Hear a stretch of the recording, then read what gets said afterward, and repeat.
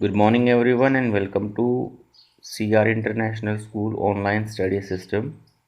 Dear student, we have discussed two chapters in your syllabus. Today, we will discuss about your next chapter. आज हम आपके नए chapter के बारे में डिस्कस करेंगे.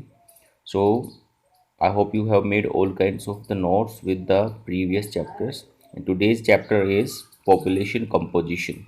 आज का जो चैप्टर है वो हमारे पास पॉपुलेशन कंपोजिशन के बारे में है. Means how the population is made up of the quality of the population की जो पॉपुलेशन होती है उसकी क्वालिटीज़ क्या होती हैं उनके बारे में आज हम डिस्कस करेंगे.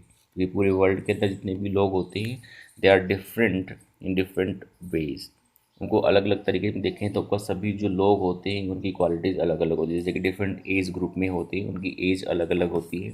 दूसरा, उनका सेक्स रेशो अलग होता है. किसी कंट्री के अंदर मेल ज़्यादा है, किसी के अंदर फीमेल ज़्यादा है.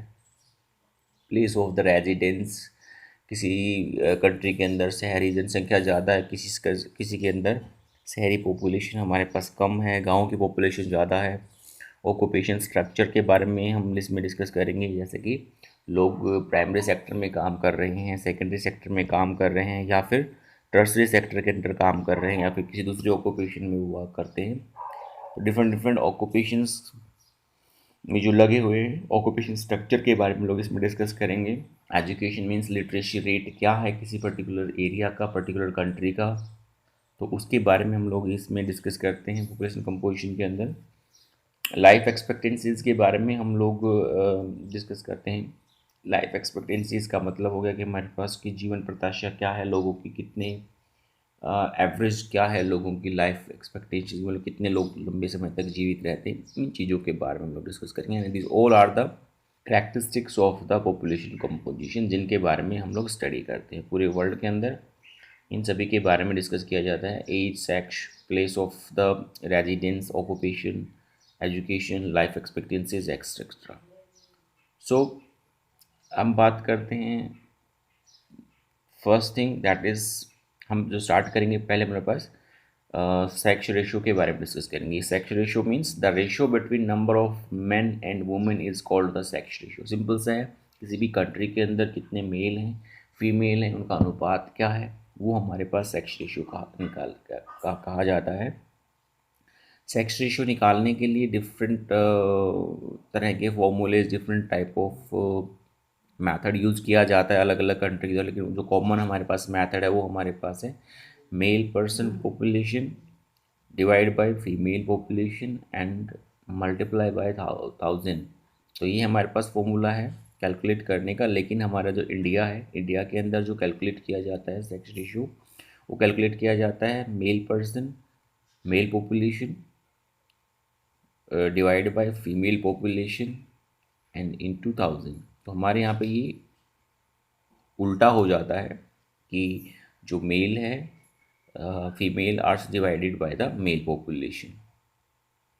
तो इस तरह से हमारे पास इंडिया के अंदर जो पॉपुलेशन सेक्स रेशो कैलकुलेट करने का जो तरीका है वो डिफरेंट होता है.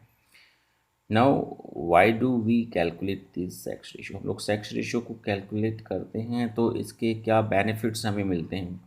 सी, कुछ फैक्ट्स हैं हमारे पास जो पूरे वर्ल्ड के अंदर देखने को मिले हैं सेक्स रेशो के लिए. सो हम लोग उन सेक्स रेशो के बेनिफिट्स सेक्स रेशो के जो फैक्ट्स हैं उनके बारे में हम लोग डिस्कस कर लेते हैं. It shows the status of women in to the country. Sex ratio है उससे हमें पता लगता है कि कंट्री के अंदर, किसी भी कंट्री के अंदर वुमेन का जो स्टेटस है वो किस तरह का है. It is unfavourable to the women. Most of ये देखा गया पूरे वर्ल्ड के अंदर जो सेक्स रेशियो है वो अनफेवरेबल होता है वुमेन के लिए. लोअर सोशल इकोनॉमिक स्टेटस, इससे हमें ये भी पता लगता है कि जो विमेन है उनका जो स्टेटस है वो इकोनॉमिक आर्थिक रूप से और सामाजिक रूप से वो क्या आपका कौन सा स्टेटस कमज़ोर है. Sometimes man might have migrated so women number is more. कई बार किसी कंट्री के अंदर देखने को मिला है कि वहाँ पे मेल की बजाय फीमेल की पॉपुलेशन ज़्यादा. तो उसका मेजर कारण यही बताया गया है कि भाई वहाँ पे जो माइग्रेशन है आपका वो मेल माइग्रेशन ज़्यादा होने की वजह से वहाँ पे पॉपुलेशन अधिक हो जाती है. Sex ratio of the world is 990 females on 1000 males. तो सेक्स रेशो है हमारे पूरे वर्ल्ड का और वो है 19 फीमेल्स ऑन 1000 मेल, यानी कि 1000 पुरुषों पे 990 एवरेज निकाला गया है. किसी कंट्री का ज़्यादा है, किसी का कम है. Latvia is the highest having the highest sex ratio. जो हमारे वर्ल्ड में जो लाटविया है उसका जो सेक्स रेशियो है वो सबसे ज़्यादा है, that is 1187 females on 1000 males. In lowest is, और जो हमारे पास सबसे कम है वो हमारे पास है 468 ऑन 1000 मेल्स।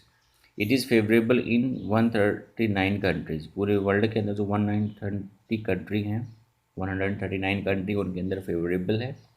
और जो अनफेवरेबल कंट्रीज यानी कि जहाँ पे सेक्स रेशियो कम है, फीमेल्स की पॉपुलेशन कम है, वो 72 कंट्रीज़ हैं। Asia continent has the sex ratio low sex ratio, वहाँ पे सेक्स रेशियो लो है, कम है। जबकि यूरोपियन जो कंट्री उनके अंदर सेक्स रेशियो क्या आपका, यानी कि एशियन कंट्री के अंदर जो फीमेल की पॉपुलेशन है वो कम है, जबकि यूरोप के अंदर वहाँ पे पॉपुलेशन अधिक है। Europe has better status of women. इसका कारण बताया भी क्यों है ये यहाँ पे, क्योंकि वहाँ पे वीमेन का जो स्टेटस है वो बेटर है और वहाँ पे उनको बेटर फैसिलिटीज़ मिलती हैं। Male dominated out migration. इसके अलावा दूसरा रीज़न ये भी हो सकता है आपका कि भाई यहाँ पे फिर जो मेल पीपल है वो बाहर जॉब के लिए माइग्रेट कर जाते हैं, इसलिए वहाँ पे सेक्स रेशियो फेवरेबल है। तो ये हमारे पास फैक्ट्स एंड सेक्स रेशियो को जो हमें याद रखने हैं।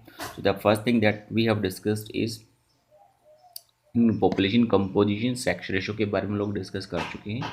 नेक्स्ट टॉपिक में हम लोग नेक्स्ट पर्टिकुलर चीज़ के बारे में डिस्कस करेंगे। It could be age, occupation, structure, कुछ भी हो सकता है। So till then have a nice day, see you, bye.